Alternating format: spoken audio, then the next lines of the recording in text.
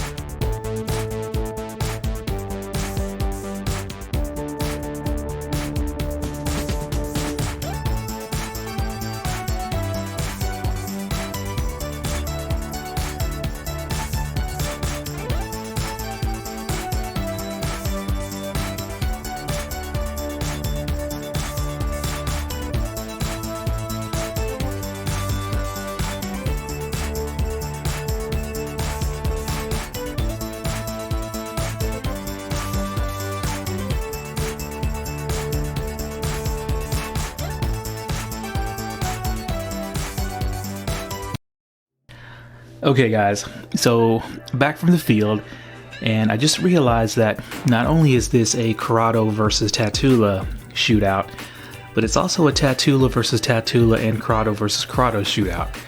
I don't think I've ever seen anyone do a Tatula 100 versus the Tatula SV battle before. So let's get to these results. And I do want to say that these results are probably about 10 foot longer, at least, than they normally would have, because it was so windy out there. I tried my best to wait for the wind to die down before I made each cast, and I think I did a pretty good job, but these results are definitely wind aided.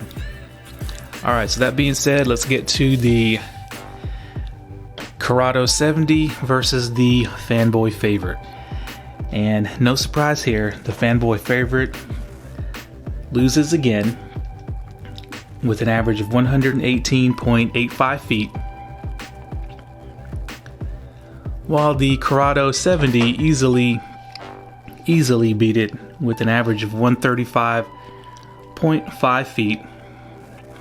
And I probably actually could have gotten a few more feet out of the Curado 70, but I chose not to mess around with the internal brakes. I just basically set all four on and then just adjusted the dial until I couldn't go down anymore. So playing around with the internal brakes probably would have got me a few more feet, but I just didn't want to fool with it. So there we go. So that means the Curado 70 takes a 4-0 lead in the standardized testing over the Fanboy Favorite. Okay, so let's talk about the bigger spooled reels here. Okay, so going into this test, I kind of had a feeling the Curado would win because it has a lighter spool. I think it's got a 16 gram spool versus a 17.1 gram spool for the new Tatula 100. But this has a much bigger line capacity.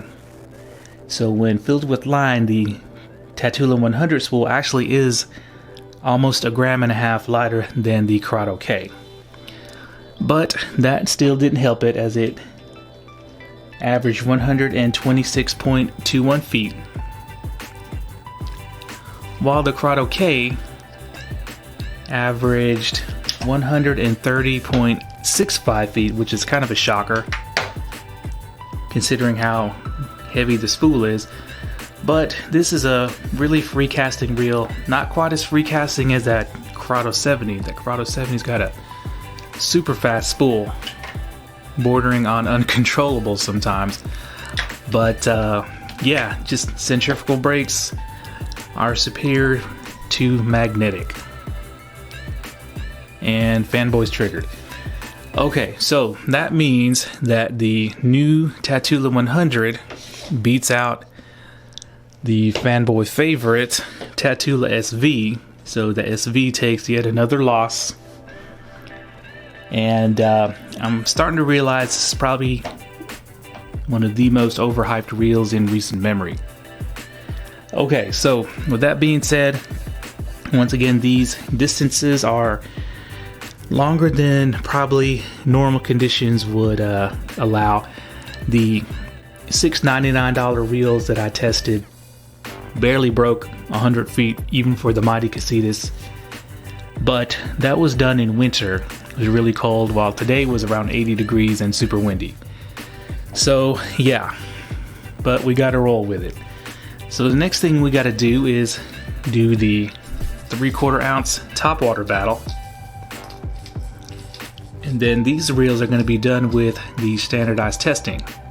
I'm gonna try to get that done next weekend. I'm gonna go down visit my cousin, going fishing this weekend, hopefully catch some fish for you guys to see. But yeah, there you go. The Curados beat out the Tatulas again.